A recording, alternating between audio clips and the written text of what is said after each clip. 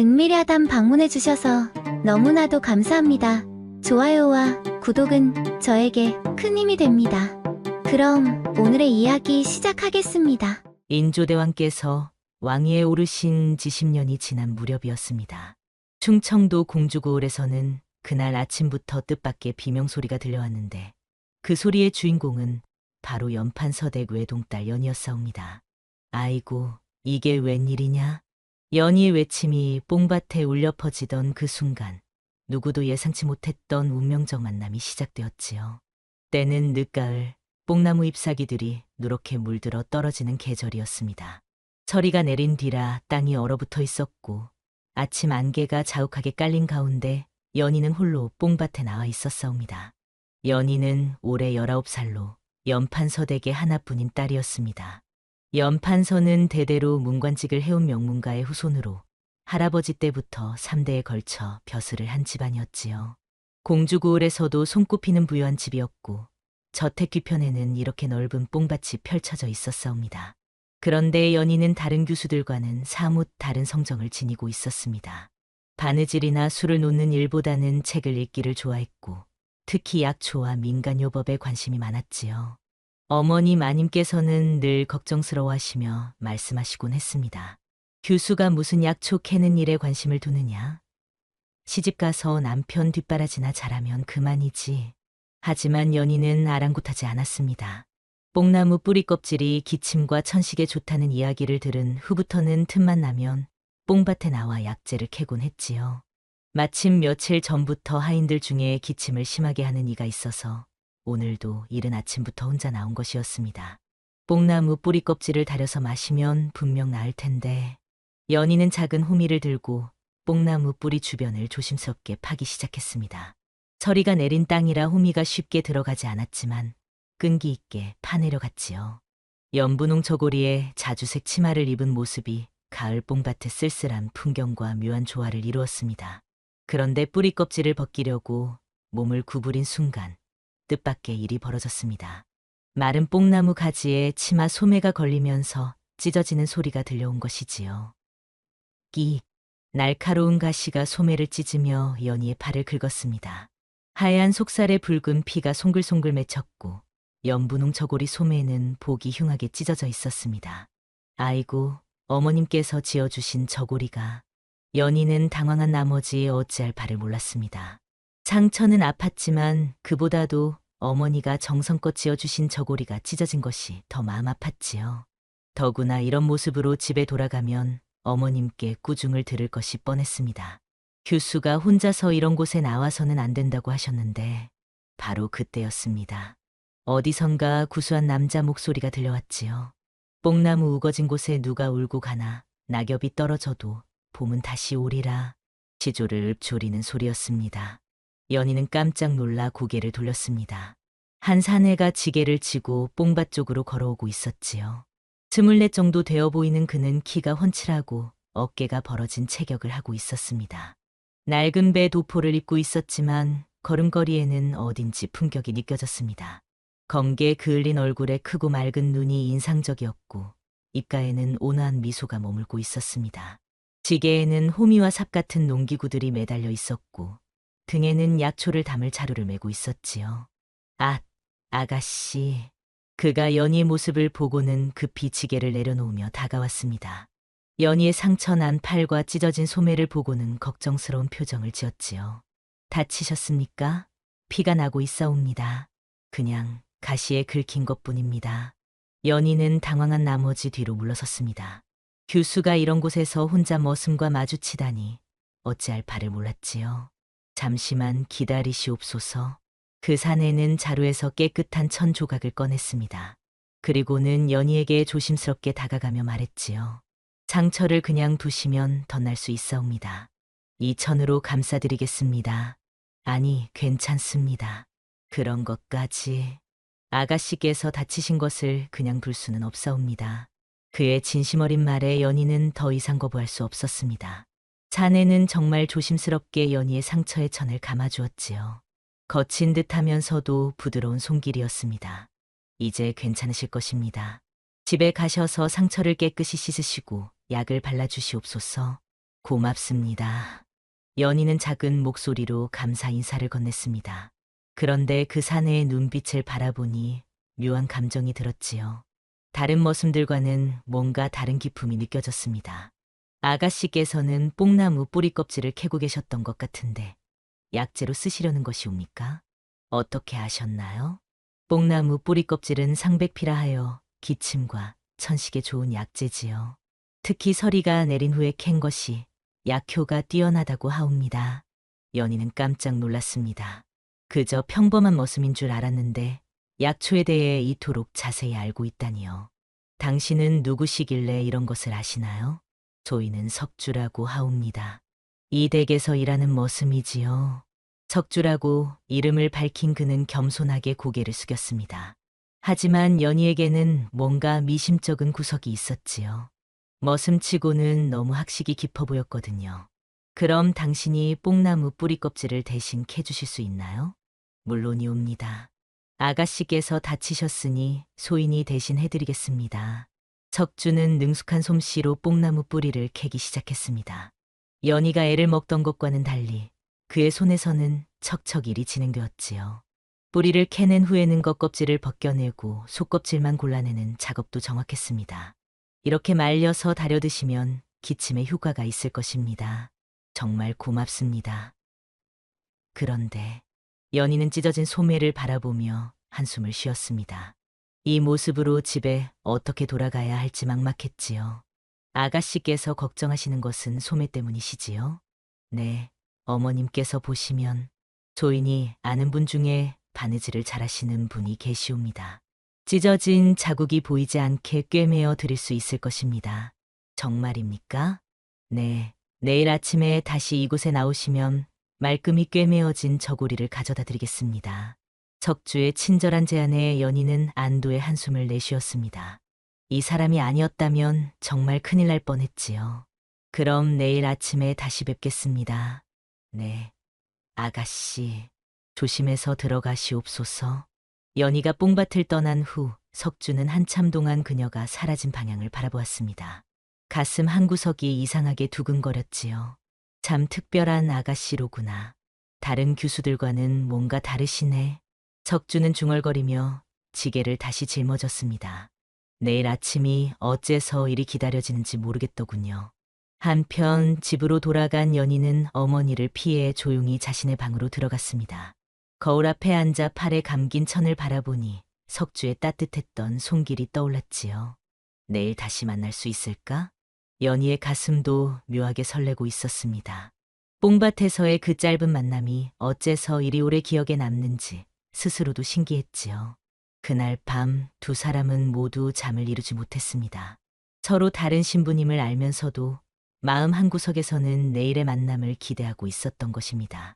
뽕밭의 낙엽들이 바람에 흩날리며 두 사람의 운명적 만남을 축복하는 듯했지요.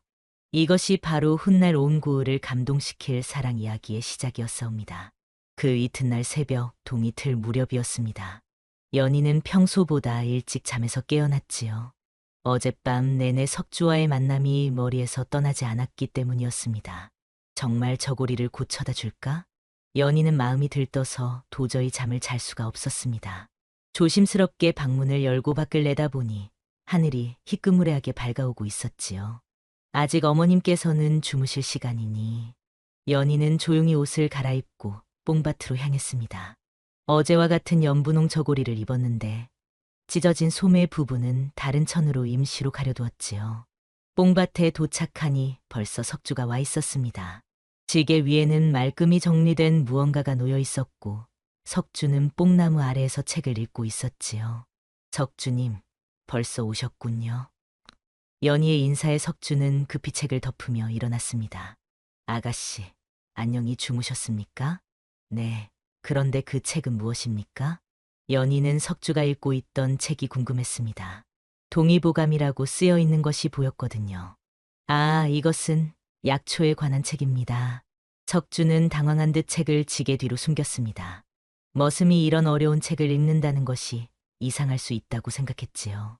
동의보감이라니 그것은 허준이 지은 의학서가 아닙니까? 연희의 말에 석주는 더욱 놀랐습니다. 규수가 그런 책까지 알고 있다니요.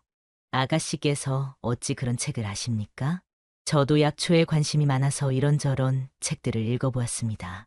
어머님께서는 규수가 무슨 그런 책을 읽느냐고 하시지만요.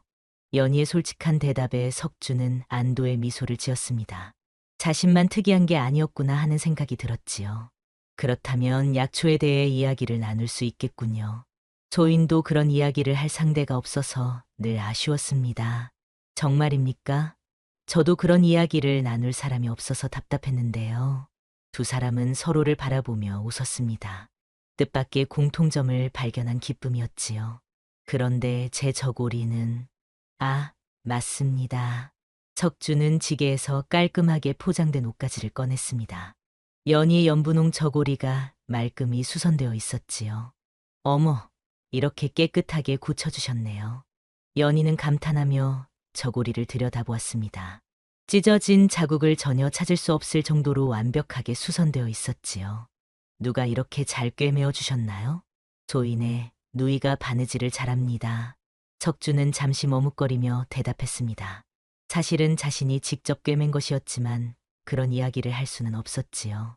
몰락한 양반과 후손인 자신이 어릴 때부터 갖가지 일을 해야 했던 사연을 어찌 말할 수 있겠습니까?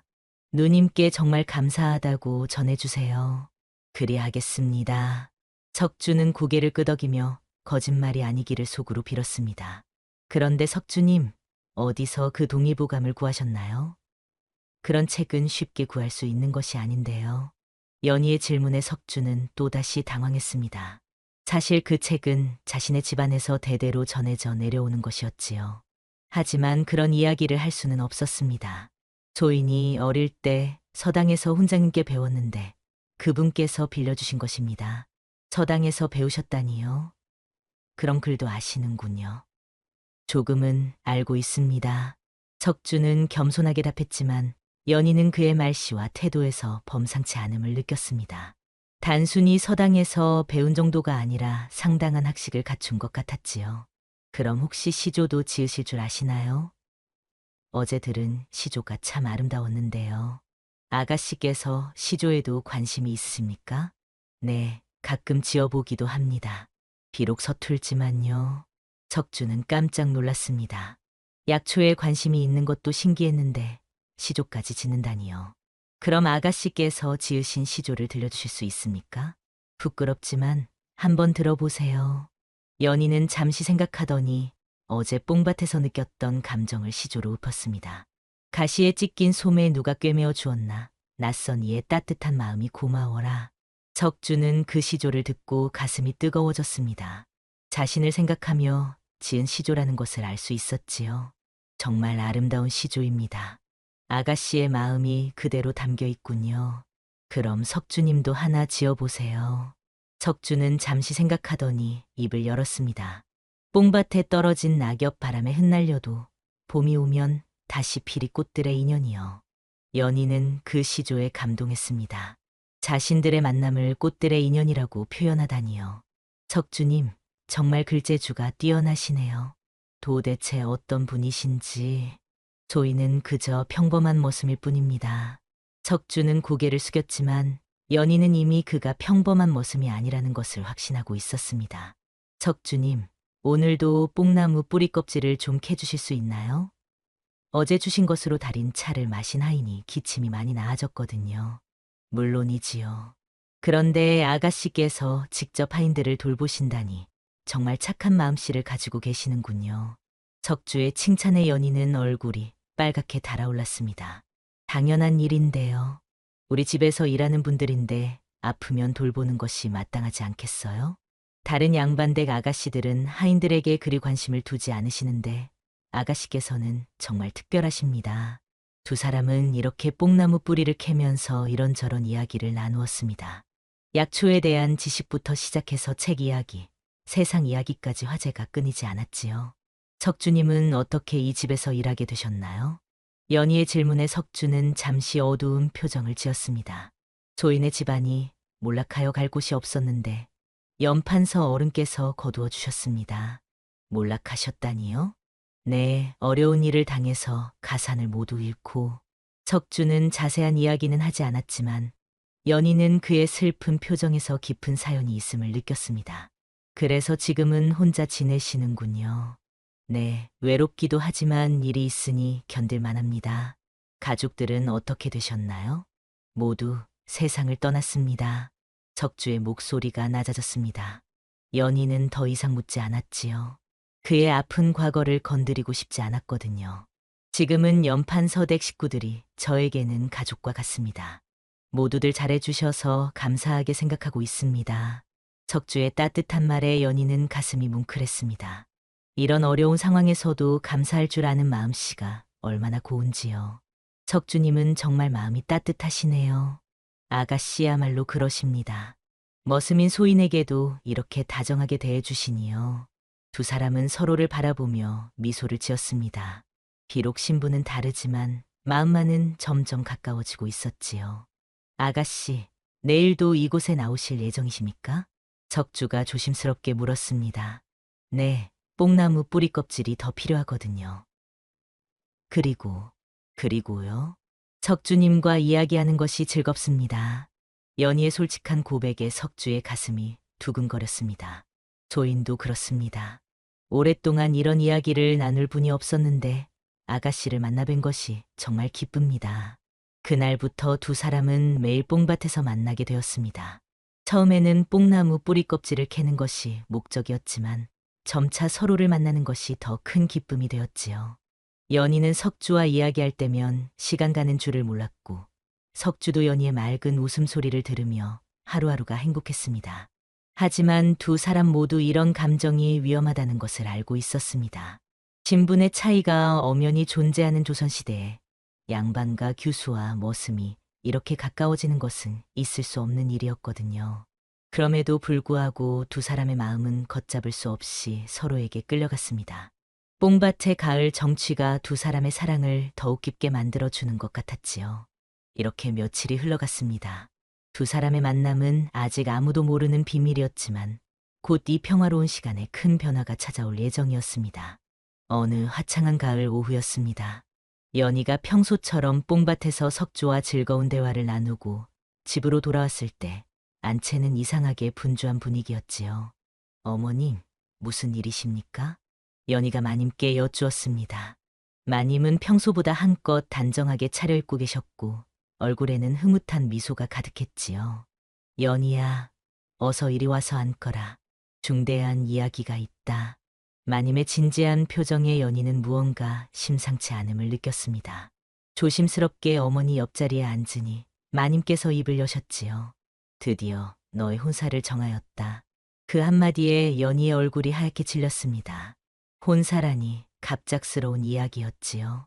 혼사라고 하시니 어떤 분과 말입니까? 권영감의 맏아들 권달수 도령과의 혼사다. 마님의 대답에 연희는 깜짝 놀랐습니다. 권달수라면 공주고을에서도 유명한 인물이었거든요. 하지만 그 유명세가 좋은 쪽은 아니었지요. 권달수는 올해 26으로 어릴 때는 총명하다는 소리를 들었지만 성인이 된 후로는 주색잡기에 빠져 지내는 한량이 되어버렸습니다. 이미 첩을 둘씩이나 두고 있었고 기방 출입이 잦아서 고을 사람들 사이에서는 좋지 않은 소문이 자자했지요. 어머님, 그분은 뭐가 어떻다는 게냐? 권영감댁은 이 고을에서 가장 권세 있는 집안이다. 더구나 권달수 도령은 현감의 장남이니 앞으로 벼슬길에 오를 것이 확실하지 않느냐? 마님은 딸의 반대를 예상했다는 듯 준비된 대답을 내놓으셨습니다. 하지만 어머님, 그분은 이미 첩들이 있고 첩이 있다 한들 어떠냐? 양반 남자들 치고 그런 일이 없는 자가 어디 있겠느냐? 내가 정실부인이 되면 그만이다. 연희는 어머니의 현실적인 말씀에 할 말을 잃었습니다. 조선시대에는 이런 것이 당연한 일이었지만 연희의 마음은 전혀 다른 곳에 있었거든요. 어머님, 저는 아직 뭐가 어떻다는 게냐? 내 나이가 벌써 19이다. 혼인할 때가 되었지 않느냐? 마님의 말씀이 틀린 것은 아니었습니다. 당시 여성들은 보통 18, 19에 혼인을 했으니까요. 그런데 언제 혼례를 올린다는 것입니까? 다음 달 보름이다. 다음 달 보름이라니. 너무 빠른 것 아닙니까? 빠르긴 뭐가 빨라? 혼인은 빠를수록 좋다. 더 늦으면 또 무슨 일이 생길지 모르니까. 마님의 단호한 말씀에 연희는 더 이상 반박할 수 없었습니다. 하지만 가슴속은 온통 복잡했지요. 척주의 따뜻한 미소가 계속 떠올랐거든요. 연희야, 이것은 하늘이 내린 복이다. 권영감댁과 혼인하면 우리 집안의 지위도 더욱 튼튼해진다. 아버지 연판서님께서도 나오셔서 말씀하셨습니다. 권달수 도령도 내 용모를 보고 무척 마음에 들어한다고 하더라. 아버님, 그분이 저를 언제 보셨다는 말입니까? 지난번 단오절 그네뛰기 대회에서 보았다고 하더라. 연희는 그때를 떠올렸습니다. 단오절에 마을 여인들과 함께 그네를 뛰었는데 그때 누군가가 자신을 지켜보고 있다는 느낌을 받았었지요. 그것이 권달수였다니 기분이 좋지 않았습니다. 그분의 시선이 불편했는데 불편하긴 뭐가 불편하냐? 장차 남편이 될 사람이 아내를 보는 것이 당연하지. 부모님의 말씀에 연희는 더 이상 아무 말도 할 수 없었습니다. 하지만 가슴속에서는 무언가가 크게 요동치고 있었지요. 어머님, 아버님, 조금만 더 시간을. 시간은 무슨 시간이냐? 이미 양가에서 합의한 일이다. 길일도 받았고 혼수 준비도 시작해야 한다. 연희는 현실이 믿어지지 않았습니다. 다음 달 보름에 권달수와 혼인한다니 그런 사람과 어떻게 평생을 함께 살 수 있단 말인가요? 알겠습니다. 연희는 결국 고개를 끄덕일 수밖에 없었습니다. 조선시대 여성에게 혼인은 선택의 문제가 아니라 부모가 정해주는 것이었거든요. 그날 저녁부터 집안은 혼례 준비로 분주해졌습니다. 혼수를 준비하고 음식을 준비하는 일로 온 집안이 들썩였지요. 하지만 정작 혼례의 주인공인 연희만은 마음이 무겁기만 했습니다. 다음 날 아침 연희는 평소보다 무거운 마음으로 뽕밭에 나갔습니다. 척주가 이미 와서 기다리고 있었지만 연희의 표정이 어둡다는 것을 금방 알아차렸지요. 아가씨, 무슨 걱정이 있으신 것 같습니다. 얼굴빛이 좋지 않으신데요. 석주님, 연희는 말을 시작했다가 멈췄습니다. 어떻게 이런 이야기를 할 수 있겠습니까? 무슨 일이든 혼자 끙끙 앓지 마시고 말씀해 보십시오. 조인이 들어드릴 수는 있습니다. 척주의 따뜻한 말에 연희는 그만 속마음을 털어놓고 말았습니다. 척주님, 세상에는 어찌 이런 일이 있는 것일까요? 마음도 없는 사람과 혼인하라 하니 혼인이라고 하셨습니까? 척주의 얼굴이 일순간 굳어졌습니다. 네, 권영감댁 권달수 도령과 혼례를 올리라고 하십니다. 권달수와 척주는 그 이름을 듣고 충격을 받았습니다. 권달수가 어떤 사람인지 잘 알고 있었거든요. 그분은 이미 첩이 둘이나 있고 기방에서 주색 잡기에 빠져 지내는 사람인데 어떻게 그런 분과 혼인을. 조인도 그것을 알고 있습니다. 하지만 부모님 뜻을 거스를 수는 없지 않겠습니까? 연희의 말에 석주는 주먹을 꽉 쥐었다가 폈습니다. 가슴이 무너지는 것 같았지요. 아가씨께서는 그 혼사를 원하지 않으시는 것입니까? 원할 리가 있겠습니까? 하지만 이미 날짜까지 잡혔다고 하니 언제 혼례를 올리신다는 것입니까? 다음 달 보름입니다. 척주는 그 말을 듣고 더욱 절망스러웠습니다. 한 달도 남지 않았다니요. 너무 빠른 것 아닙니까? 저도 그렇게 생각하지만 어찌할 도리가 없습니다. 두 사람은 한참 동안 말없이 서 있었습니다. 하고 싶은 말이 많았지만 신분의 차이 때문에 입에 담을 수 없었지요. 아가씨, 네, 석주님. 만약 아가씨께서 그 운사를 피할 수 있는 방법이 있다면 그런 방법이 있을까요? 척주는 무언가 말하려다가 멈췄습니다. 자신의 마음을 고백하고 싶었지만 그럴 수는 없었지요. 소인이 무슨 방법을 찾아보겠습니다. 척주님께서 무슨 방법을? 아직은 확실하지 않지만 분명히 방법이 있을 것입니다. 척주의 간절한 말에 연희는 희미한 희망을 품었습니다. 하지만 현실적으로 생각해보면 어려운 일이었지요. 척주님, 저는, 네, 아가씨, 네. 척주님과 이렇게 이야기하는 시간이 가장 행복했습니다. 연희의 고백에 석주의 가슴이 뜨거워졌습니다. 조인도 그렇습니다. 아가씨를 만나뵌 것이 평생 가장 큰 기쁨이었습니다. 두 사람은 서로를 바라보며 말없이 서 있었습니다. 서로의 마음을 알 수 있었지만 그것을 표현할 수는 없는 안타까운 상황이었지요. 그럼 혼례 전까지 매일 이곳에 나오시겠습니까? 그럴 생각입니다. 이곳이 아니면 마음이 답답해서. 그럼 소인도 매일 나와서 뽕나무 뿌리 껍질을 준비해 두겠습니다. 그날부터 두 사람의 만남에는 애잔함이 더해졌습니다.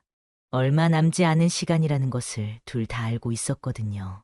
한편 연희가 모르는 사이에 권달수는 이미 연희에 대한 정보를 수집하고 있었습니다. 그는 단오절에 연희를 본 순간부터 그녀에게 관심을 갖게 되었지요. 그 계집이 매일 뽕밭에 나간다고? 권달수는 자신의 하인에게서 연희의 일거수일투족을 보고받고 있었습니다. 네, 도련님. 매일 아침 뽕밭에 나가서 한나절 정도 머물다가 돌아온다고 합니다. 혼자서 말이냐? 그런 것 같습니다. 권달수는 음흉한 미소를 지었습니다. 혼례 전에 미리 만나볼 기회가 있을 것 같았거든요. 좋다. 계속 지켜보고 보고하라. 알겠습니다, 도련님. 이렇게 연희와 석주의 만남에는 위험한 그림자가 들이오기 시작했습니다.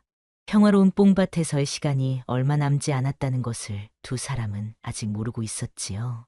하지만 곧 큰 사건이 벌어질 예정이었습니다. 운명의 톱니바퀴가 돌아가기 시작한 것입니다. 혼례를 일주일 앞둔 어느 밤이었습니다. 달이 중천에 걸린 시각, 연희는 잠을 이루지 못하고 뽕밭으로 나왔지요. 며칠 뒤면 정말 권달수의 아내가 된다는 생각에 가슴이 답답해서 견딜 수가 없었거든요. 일주일 뒤면 정말 그 사람의 아내가 되는구나. 연희는 뽕나무 아래에 앉아 한숨을 깊이 내쉬었습니다. 달빛에 비친 뽕밭은 은빛으로 빛나고 있었고 가을 바람이 남은 잎사귀들을 흔들어댔지요. 석주님과 이렇게 이야기하던 시간이 가장 행복했는데 연희는 그동안 석주와 나눈 대화들을 떠올렸습니다. 약초에 대한 이야기, 시조를 주고받던 일, 서로의 마음을 조심스럽게 확인하던 순간들, 모든 것이 소중한 추억이었지요. 그때 갑자기 말발굽 소리가 들려왔습니다. 누군가가 말을 타고 뽕밭 쪽으로 오고 있었지요. 연희는 깜짝 놀라 몸을 숨겼습니다. 이런 밤중에 누가 올까? 말에서 내린 사람은 다름 아닌 권달수였습니다. 술에 취한 듯 비틀거리며 걸어오는 것이 보였지요. 달빛 아래서도 그의 얼굴이 술기운에 붉어져 있는 것이 보였습니다. 이런 밤중에 아가씨께서 홀로 나와 계시다니 참 운이 좋구나. 권달수는 연희를 발견하고는 음흉한 미소를 지었습니다. 연희는 본능적으로 뒤로 물러섰지요. 도련님, 이런 밤중에 웬일이십니까? 웬일이긴 뭔 웬일이냐. 곧 내 아내가 될 사람을 보러 온 것이지. 권달수는 연희에게 다가오며 말했습니다. 그의 몸에서는 술 냄새뿐만 아니라 다른 여자의 향기도 났지요. 분명 기방에 다녀온 것이었습니다. 일주일 뒤면 정식으로 혼례를 올리실 텐데 일주일이 뭐가 대수냐? 어차피 내 아내가 될 텐데 조금 일찍 만나본들 무슨 해가 되겠느냐? 권달수는 연희의 손목을 거칠게 붙잡았습니다. 연희는 필사적으로 몸부림쳤지요. 놓으십시오. 이래서는 안 됩니다. 안 될 게 뭐가 있다는 게냐? 더구나 이런 밤중에 혼자 나온 것을 보니 너도 그런 마음이 있는 것 아니냐? 그런 게 아닙니다. 그냥 답답해서 바람이나 쐬려고. 바람을 쐰다고? 하하, 좋다. 그럼 내가 시원하게 해주마. 권달수는 연희를 뽕나무에 밀어붙였습니다. 연희의 저고리가 찢어질 듯 당겨졌지요. 아무도 없는 이곳에서 참 좋은 곳을 골랐구나. 제발, 제발 그만하십시오. 연희는 울먹이며 애원했지만 권달수는 듣지 않았습니다. 평소에도 기방의 기생들을 함부로 대하던 그였기에 연희도 그런 식으로 대할 수 있다고 생각한 것이지요. 바로 그때였습니다. 어둠 속에서 삽을 든 석주가 나타났습니다. 이런 짐승 같은 놈이 아가씨에게서 손을 떼라. 석주의 목소리는 평소와 달리 위협적이었습니다. 분노에 가득 차 있었지요. 뭐야, 이놈이? 감히 누구에게 대드는 거냐? 권달수는 화를 내며 석주를 향해 손을 들었습니다. 머슴 주제에 감히 주인에게. 하지만 석주는 삽으로 권달수를 밀쳐냈습니다. 권달수는 비틀거리며 넘어졌지요. 술에 취해 아가씨를 괴롭히는 자가 무슨 주인이냐? 석주의 당당한 말에 권달수는 더욱 화가 났습니다. 이놈이 정말 감히 나를. 아가씨께서 싫다고 하시는데 왜 강요하십니까? 그것이 양반의 도리입니까? 석주는 연희를 보호하며 권달수와 맞섰습니다. 비록 신부는 머슴이었지만 그 순간만큼은 당당한 남자였지요. 알아보자, 이놈. 이름이 뭐냐? 석주입니다. 좋다, 석주. 내일 당장 관아에 고발해서 곤장을 맞게 해주마. 권달수는 비틀거리며 말에 올라타고는 욕설을 퍼부으며 사라졌습니다. 아가씨, 괜찮으십니까? 석주는 삽을 던지고 연희에게 다가왔습니다. 연희는 떨리는 몸으로 석주를 바라보았지요. 석주님, 고맙습니다. 당신이 아니었다면 아가씨께서 다치지 않으셔서 다행입니다. 연희는 떨리는 손으로 석주의 손을 붙잡았습니다. 따뜻한 체온이 전해져 왔지요. 그런데 당신은 괜찮겠습니까? 그 사람이 관아에 고발한다고 했는데. 괜찮습니다. 아가씨만 무사하시면. 아니에요. 괜찮지 않아요. 당신은 저를 구해주었는데. 연희는 석주의 희생을 생각하니 가슴이 아팠습니다. 이래서는 안 되는데, 그런데 이 마음이 따뜻하여 떨어질 수가 없구나. 아가씨. 달빛 아래에서 두 사람은 서로를 바라보았습니다. 오랫동안 마음속에 품어왔던 감정이 한꺼번에 터져나왔지요. 석주님, 저는 아가씨, 소인도 더 이상 말은 필요 없었습니다. 뽕나무 그늘 아래에서 두 사람은 서로를 끌어안았지요.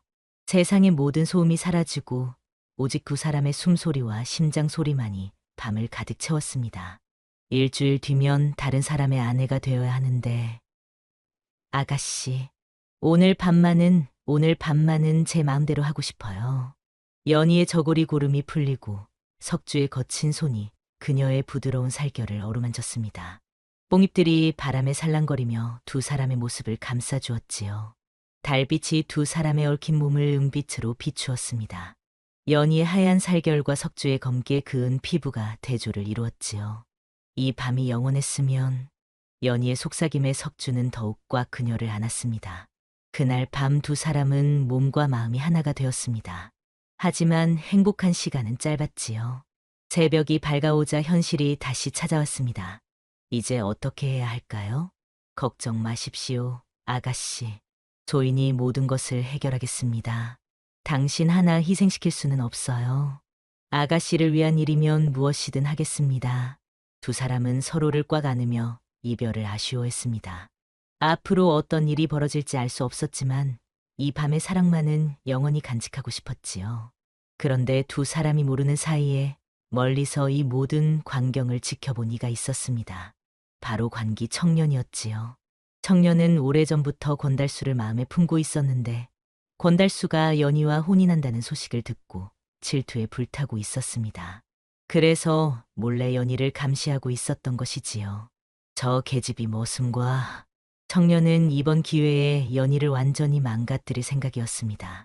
내일 아침이 되면 온 고을에 이 이야기가 퍼질 것이었지요.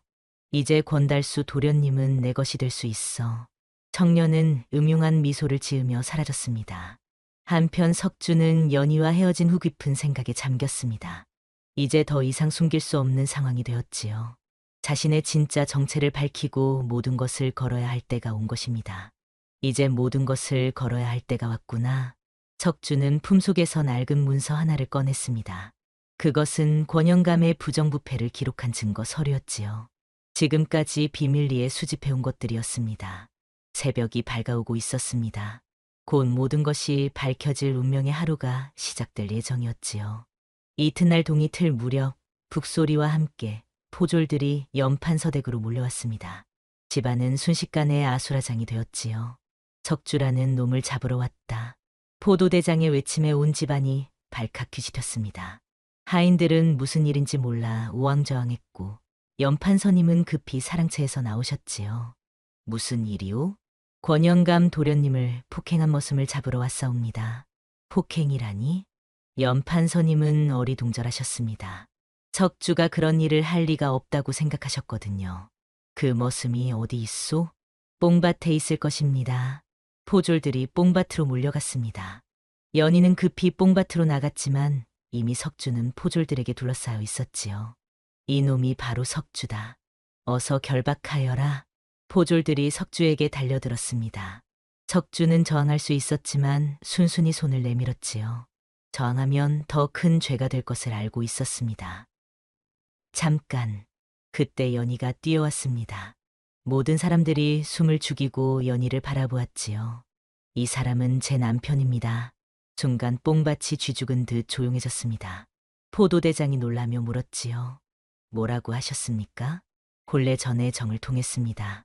이 사람과는 이미 100년 가약을 맺었어요. 연희의 선언의 포졸들은 어찌할 바를 몰랐습니다. 양반댁 규수가 이런 말을 한다는 것은 상상할 수도 없는 일이었거든요. 아가씨, 그런 말씀을. 석주가 급히 말렸으나 연희는 더욱 당당하게 말했습니다. 이미 정해진 일을 어찌 거짓이라 하겠습니까? 이 사람은 제 남편입니다. 그때 연판서님과 마님이 달려왔습니다. 마님은 딸의 말을 듣고 기절할 뻔하셨지요. 연희야, 너 지금 무슨 짓을 하는 게냐? 마님은 기절할 듯 비틀거리셨습니다. 어머님, 이미 엎질러진 물입니다. 이런 천하에 못된 것이. 어서 그놈에게서 떨어져라. 하지만 연희는 석주의 팔을 꽉 끼며 물러서지 않았습니다. 저는 이 사람과 정을 통했고 이 사람 외에는 다른 남자를 남편으로 모실 수 없습니다. 연판서님은 땅이 꺼지는 것 같았습니다. 딸이 머슴과 그런 관계를 맺었다니요. 연희야, 내가 정말... 아버님, 죄송합니다. 하지만 이미 벌어진 일입니다. 포도대장은 난처한 표정으로 물러섰습니다. 이런 상황에서는 함부로 석주를 잡아갈 수 없었지요. 이 일은 권영감님께 보고해야겠소. 그리 하십시오. 하지만 이 사람은 제 남편이니 함부로 대하지 마십시오. 연희의 당당한 태도에 포졸들은 어쩔 수 없이 물러갔습니다. 포졸들이 떠난 후 연판서댁은 난리가 났습니다. 이런 일이 어찌 혼례는 어떻게 하겠느냐? 마님은 울음을 터뜨리셨습니다. 권영감댁에서 알면 어떻게 하겠느냐? 우리 집안 망신이 아니냐? 연판서님도 분노하셨지요. 아버님, 어머님, 죄송합니다. 하지만 저는 이 사람을 사랑합니다. 사랑이 뭐가 중요하냐? 신분을 생각해 보아라. 신분이 사랑보다 중요합니까? 연희의 질문에 부모님은 할 말을 잃으셨습니다. 조선시대에는 신분이 절대적이었지만 딸의 간절한 눈빛을 보니 뭐라 말해야 할지 모르겠더군요. 한편 권영감댁에서는 이 소식을 듣고 발칵 뒤집혔습니다. 뭐라고? 그 계집이 머슴과... 권달수는 분노에 떨었습니다. 자신이 점찍 얻은 여자가 머슴과 몸을 섞었다니요. 도련님, 어떻게 하시겠습니까? 당장 혼사를 취소하라. 그런 더러운 계집과 혼인할 수는 없다. 권영감도 마찬가지였습니다. 연판서댁과의 혼사는 취소다. 우리 집안 체면에 먹칠하는 일은 할 수 없다. 이렇게 해서 혼사는 자동으로 취소되었습니다. 하지만 문제는 이것으로 끝나지 않았지요. 그날 밤 연희와 석주는 산속 외딴 초막으로 몸을 숨겼습니다. 온 집안이 발칵 뒤집혔지만 두 사람은 더 이상 물러설 곳이 없었거든요. 초막은 예전에 숯을 굽던 곳으로 지금은 아무도 사용하지 않았습니다. 하지만 비바람은 막을 수 있었고 당분간 숨어 지내기에는 적당했지요. 아가씨, 소인 때문에 이런 일이 집안까지 망신을 시켜드리고 괜찮아요, 석주님. 제가 선택한 일입니다. 초막 안에서 촛불을 켜고 앉은 두 사람. 석주는 잠시 망설이더니 품속에서 낡은 서찰과 문서를 꺼냈습니다. 아가씨께 보여드릴 것이 있습니다. 이게 뭔가요? 연희는 촛불에 비춰 문서를 살펴보았습니다. 정교한 글씨로 빼곡히 적힌 것이 보였지요. 권영감댁의 부정부패를 기록한 문서입니다. 부정부패라니? 백성들에게서 세금을 거두면서도 장부를 조작하여 조정에는 적게 보고하고 그 차액을 가로채는 내용이 적혀 있습니다. 연희는 놀라며 문서를 자세히 살펴보았습니다. 정교한 필체로 적힌 장부들과 증거 서류들이었지요. 이런 것을 어떻게 구하셨나요? 그것은 소인이 그저 머슴이 아니기 때문입니다. 석주는 무거운 표정으로 계속 말했습니다. 사실은 소인이 10년 전 영모 누명을 쓰고 도망친 몰락 양반가 후손입니다. 뭐라고? 연희는 깜짝 놀라 석주를 바라보았습니다. 믿을 수 없다는 표정이었지요. 진짜 이름은 이석주.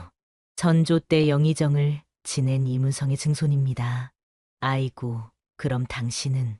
10년 전 영모 사건에 휘말려 신분을 잃고 도망쳐 나왔습니다.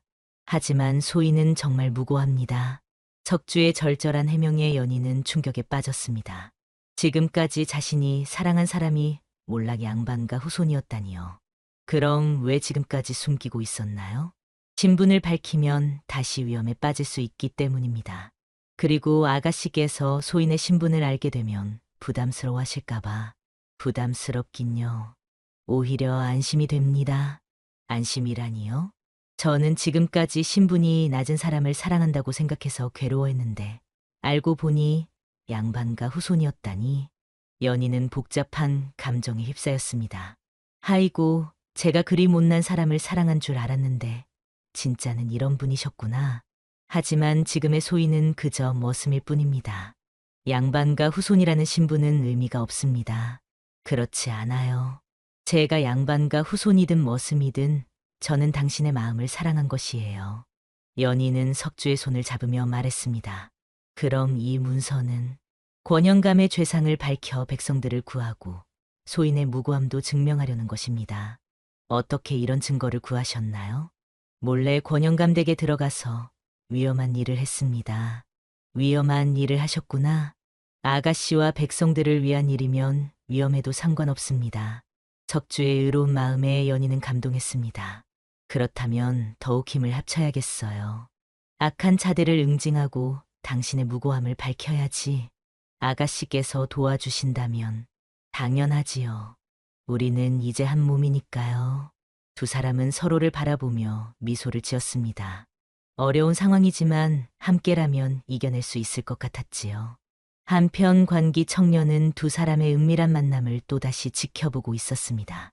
연희에 대한 질투심에 불타던 청년은 이번 기회에 두 사람을 완전히 제거하려고 했지요. 저 문서가 뭔지 알아봐야겠어. 청년은 몰래 두 사람의 대화를 엿듣고 있다가 중요한 정보를 얻었습니다. 내일 밤에 한양으로 도망간다고 했지? 청년은 급히 권달수에게 달려가 이 사실을 알렸습니다. 그 계집과 머슴놈이 내일 밤 도망간다고 하더군요. 뭐라고? 그놈들이? 권달수는 분노에 떨며 포졸들을 불러 모았습니다. 내일 밤 산길에 매복하여 그놈들을 잡아라. 특히 그 머슴놈은 죽여도 좋다. 알겠사옵니다. 하지만 이것은 연희의 계략이었습니다. 청년이 엿듣는 것을 알고 있던 연희는 일부러 거짓 정보를 흘린 것이었지요. 청년이 분명 엿들을 것입니다. 그럼 우리는 반대편으로 가면 되겠어요. 연희는 미리 청년의 한 여종을 매수해 두었습니다. 청년이 무슨 말을 하든 모두 거짓이라고 권달수에게 말해라. 그리고 우리가 정말로 가는 길은 이쪽이라고 알려주어라. 여종은 돈을 받고 연희의 말대로 했습니다. 과연 그날 밤 권달수와 포졸들은 산길에서 허수아비만 붙잡고 있었지요. 그 시각 연희와 석주는 반대편 길로 말을 타고 달리고 있었습니다. 아가씨의 지혜가 이처럼 깊으실 줄이야. 이런 일쯤은 해야 우리가 살아남지 않겠어요? 두 사람은 밤을 틈타 안전한 곳으로 향했습니다. 목적지는 한양에 있는 석주의 옛 스승이었지요. 그분께 도움을 요청하면 이 문제를 해결할 수 있을 것입니다. 믿을 만한 분이신가요? 소인을 키워주신 분이니 믿을 수 있습니다. 이렇게 두 사람의 험난한 여행이 시작되었습니다. 하지만 그들에게는 희망이 있었지요. 진실은 반드시 밝혀질 것이고 사랑은 모든 것을 이겨낼 것이라는 믿음이 있었거든요. 며칠간의 여행 끝에 두 사람은 한양에 도착했습니다.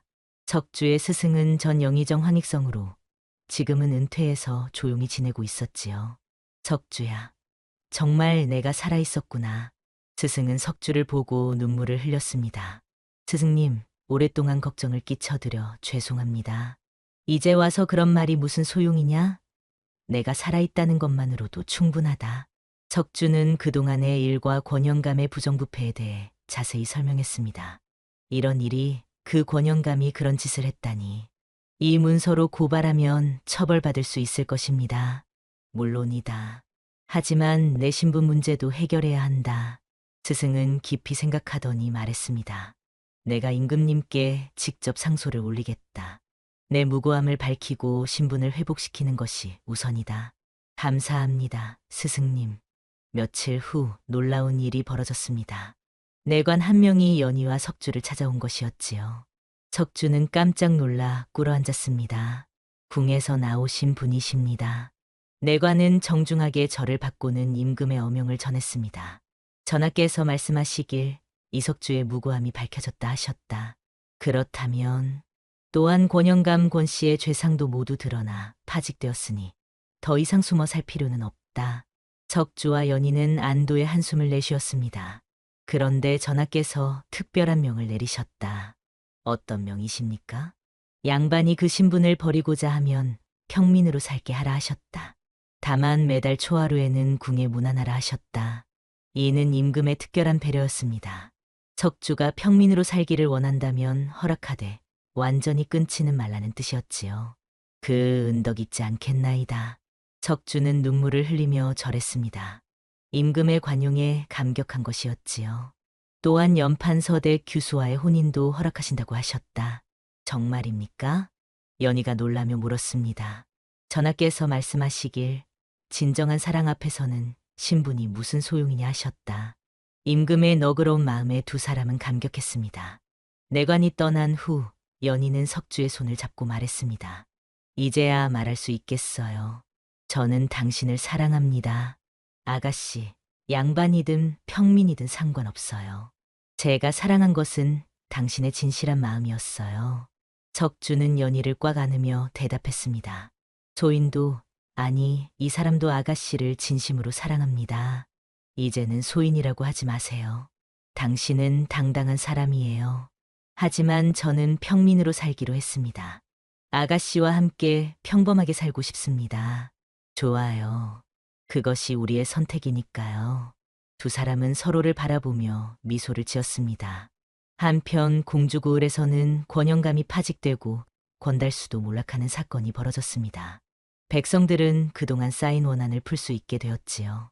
권영감이 드디어 벌을 받았구나. 석주나리가 우리를 구해주셨어. 백성들은 석주를 영웅으로 여겼습니다. 자신의 위엄을 무릅쓰고 권영감의 부정부패를 폭로한 것이었거든요. 청년은 권달수가 몰락하자 다른 곳으로 떠나야 했습니다. 질투와 음모로는 결국 자신만 망치는 법이었지요. 내가 괜히 나섰구나. 청년은 후회했지만 이미 늦었습니다. 연판서댁에서는 이 소식을 듣고 기뻐했습니다. 양반과 후손이었다니.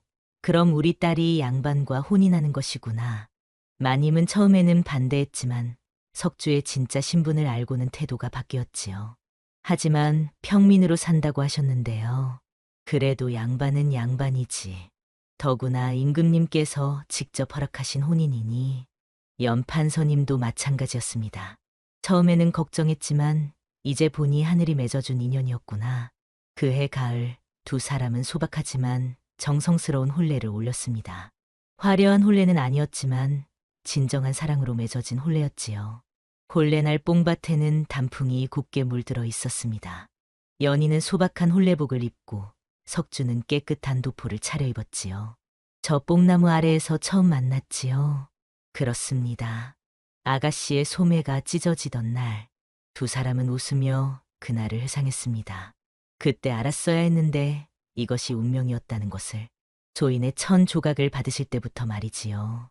그 따뜻한 마음씨를 느꼈을 때부터 알았어야 했는데 혼례 후 두 사람은 작은 집을 얻어 평범한 부부로 살았습니다. 석주는 농사를 지었고 연희는 집안 살림을 맡았지요. 비록 화려하지는 않았지만 행복한 생활이었습니다. 매달 초하루에는 궁에 문안을 드리러 가야 했지만 그것도 나쁘지 않았습니다. 당신과 함께라면 어떤 생활이든 행복해요. 저도 그렇습니다. 아니, 아내와 함께라면. 이듬해 봄, 두 사람 사이에는 아이가 태어났습니다. 뽕꽃이 피는 계절에 태어난 아이를 뽕이라고 이름 지었지요. 우리 뽕이가 자라면 뽕밭에서 뛰어놀겠구나. 그렇겠지요. 그곳은 우리의 인연이 시작된 곳이니까요. 그렇게 두 사람은 신분을 뛰어넘은 사랑을 이루었습니다. 뽕밭에는 다시 뽕잎이 무성하게 자라났고 그 아래에서 두 사람의 사랑도 더욱 깊어져 갔지요. 하지만 두 사람의 행복한 시간에 다시 시련이 찾아왔습니다. 권달수가 몰락한 후에도 복수의 칼날을 갈고 있었던 것이지요. 내가 이렇게 망한 것이 모두 그놈들 때문이다. 권달수는 은밀히 자객들을 고용해서 석주와 연희를 해치려 했습니다. 비록 관직을 잃었지만 아직 어느 정도 재산은 남아 있었거든요. 그놈들을 없애버려라. 특히 석주라는 놈은 반드시 죽여야 한다. 한편 청년도 복수를 포기하지 않았습니다. 다른 고을로 떠났지만 여전히 연희에 대한 질투심을 품고 있었지요. 내가 가진 것을 모두 잃게 만든 계집, 가만두지 않겠어. 청년은 권달수와 손을 잡고 음모를 꾸미기 시작했습니다. 어느 날 밤 석주와 연희의 집에 의문의 화재가 발생했습니다. 다행히 두 사람은 무사했지만 집이 반쯤 타버렸지요. 누군가가 일부러 불을 낸 것 같습니다. 석주는 주변을 살펴보며 말했습니다. 화재 현장에서 기름 냄새가 났거든요. 권달수의 짓일까요? 분명히 그럴 것입니다. 복수를 포기하지 않은 모양이에요. 그 이후로도 계속해서 석주 부부를 노리는 일들이 벌어졌습니다. 밭에 독을 뿌리거나 우물에 이상한 것을 넣는 일들이 계속되었지요. 이래서는 안 되겠어요. 우리가 직접 나서야 할 것 같아요. 연희는 석주에게 말했습니다. 하지만 위험합니다. 그들이 자객까지 고용했다는 소문이 있어요. 그렇다고 이렇게 당하고만 있을 수는 없잖아요. 우리 아이를 생각해서라도. 연희는 갓 태어난 뽕이를 바라보며 말했습니다. 이런 위험한 상황에서 아이를 키울 수는 없었거든요. 그럼 어떻게 하시겠습니까? 한양의 스승님께 다시 도움을 요청해봐요. 분명히 방법이 있을 거예요. 석주는 고개를 끄덕였습니다. 혼자서는 해결하기 어려운 문제였지요. 며칠 후 황익성 어른께서 직접 공주 고을로 내려오셨습니다. 전 영의정의 위세는 여전히 대단했지요. 권달수가 아직도 그런 짓을 하고 있다니. 황 어른은 분노하며 말씀하셨습니다. 즉시 관찰사에게 알려서 엄중히 처벌하도록 하겠다. 감사합니다, 스승님. 그리고 너희는 당분간 한양으로 올라와라. 여기서는 너무 위험하다. 하지만 연희는 다른 생각이 있었습니다. 스승님, 저희가 도망가면 백성들은 어떻게 됩니까? 권달수가 다시 세력을 모아 백성들을 괴롭힐 수도 있어요. 그것도 그렇구나. 이번 기회에 완전히 뿌리를 뽑아야 합니다. 연희의 말에 석주도 동의했습니다. 아내의 말이 맞습니다.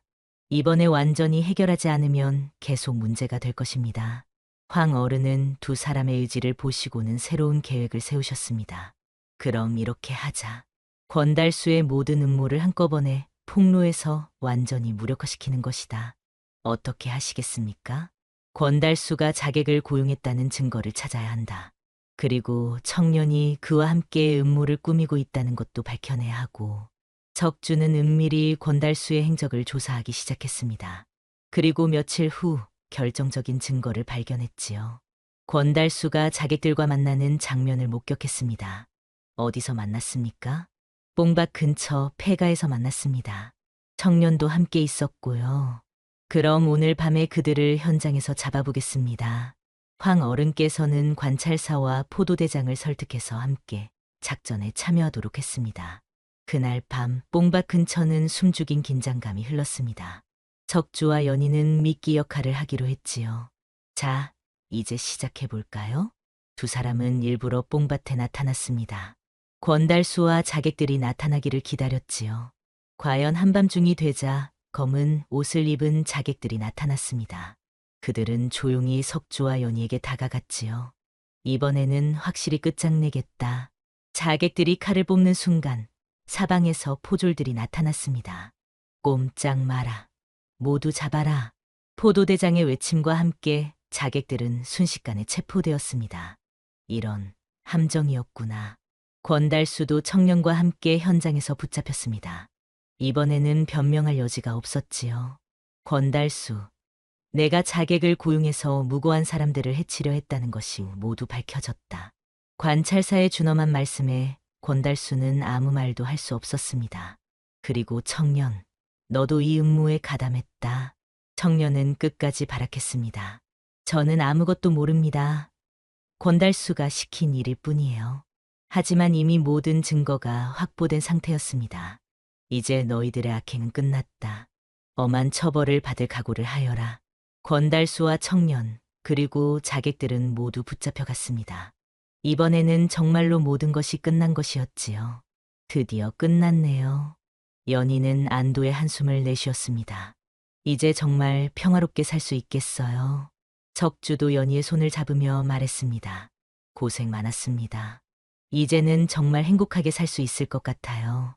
황 어른께서도 흐뭇하게 웃으시며 말씀하셨습니다. 너희의 용기와 지혜가 없었다면 불가능한 일이었다. 정말 자랑스럽다. 스승님의 도움이 있었기에 가능한 일이었습니다. 이제 정말 끝난 것이냐? 연희가 물었습니다. 그렇습니다. 권달수는 유배를 가게 될 것이고 청년은 관노가 될 것입니다. 자객들도 엄중히 처벌받을 것이고요. 그럼 이제 정말 평화롭게 살 수 있겠네요.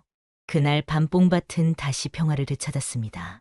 달빛 아래 뽕나무들이 조용히 서 있었고 바람이 불어올 때마다 잎사귀들이 사랑스럽게 흔들렸지요.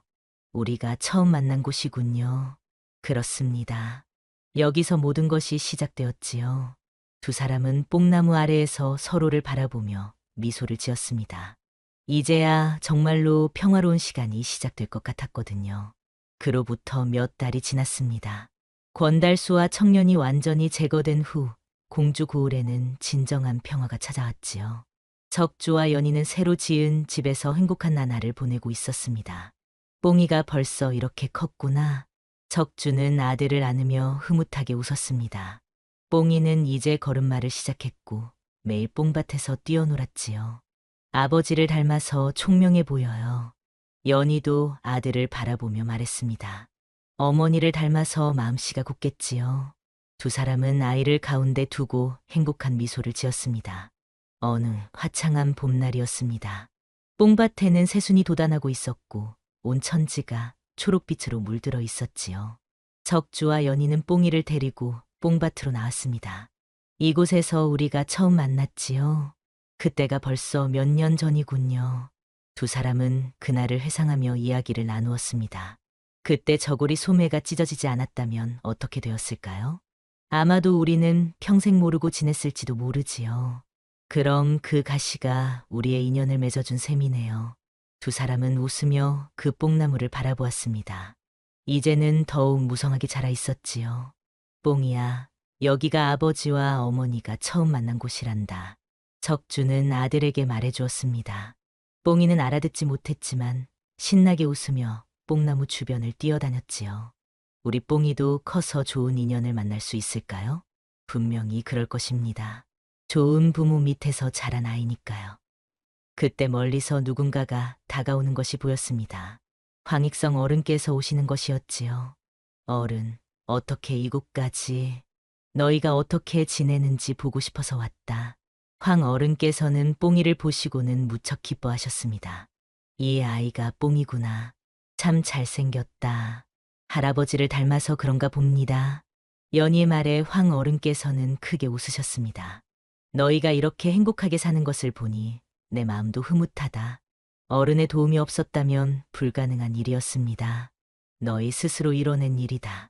나는 조금 도움을 준 것뿐이다. 황 어른께서는 뽕밭을 둘러보시며 말씀하셨습니다. 이곳이 너희의 인연이 시작된 곳이라고 했지?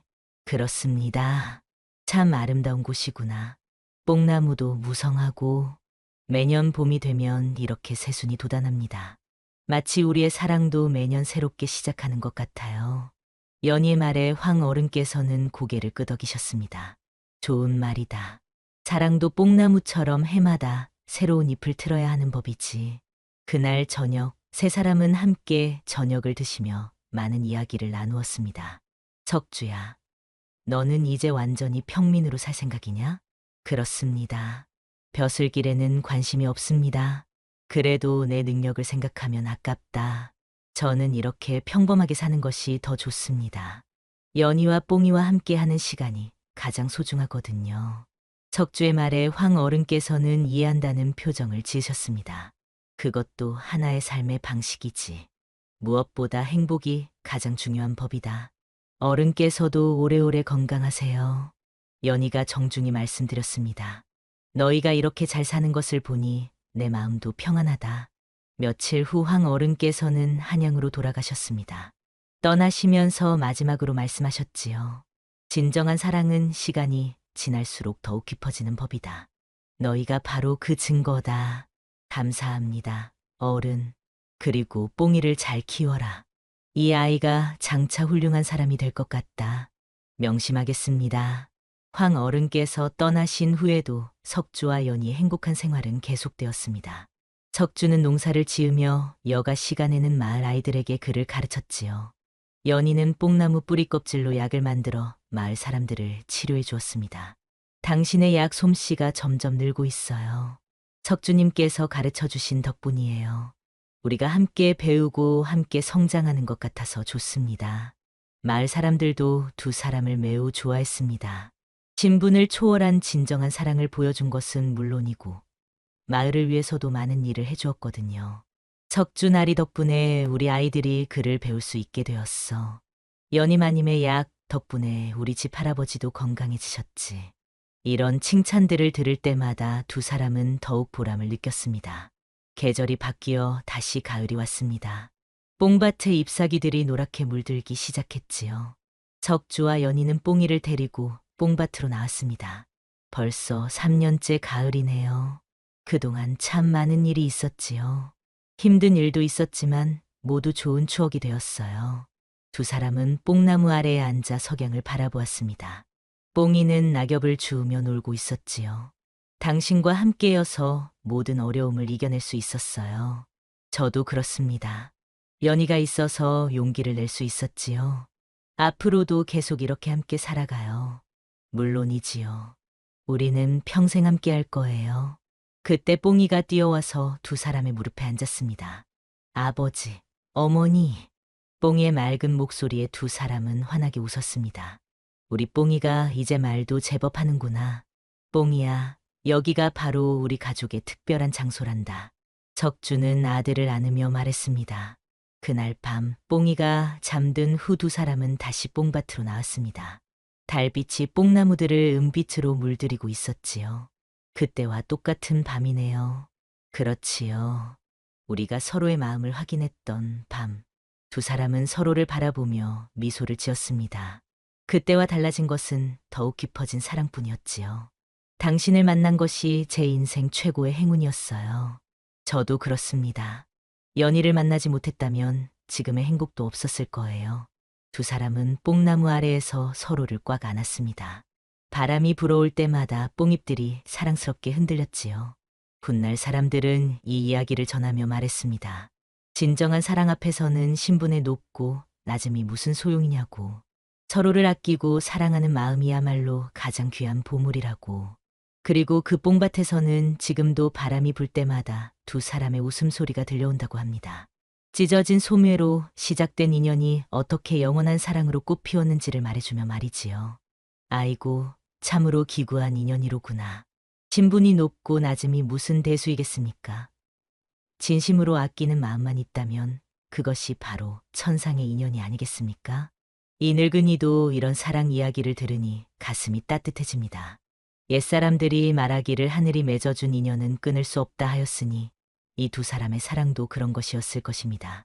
뽕밭에서 시작된 인연이 이토록 아름다운 결실을 맺다니 참으로 하늘의 뜻이라 하지 않을 수 없구나. 그러고 보니 이 이야기는 우리에게도 교훈을 줍니다. 진정한 사랑은 겉모습이나 신분을 보는 것이 아니라 마음을 보는 것이라는 말입니다. 연희와 석주처럼 서로의 마음을 알아보고 사랑할 수 있다면 그것이 바로 천하에 부럽지 않은 복이 아니겠습니까? 이 늙은이는 이제 자리에서 일어나려 합니다. 오늘 밤 꿈에는 뽕잎 향기가 나는 그 아름다운 사랑 이야기가 떠오를 것입니다.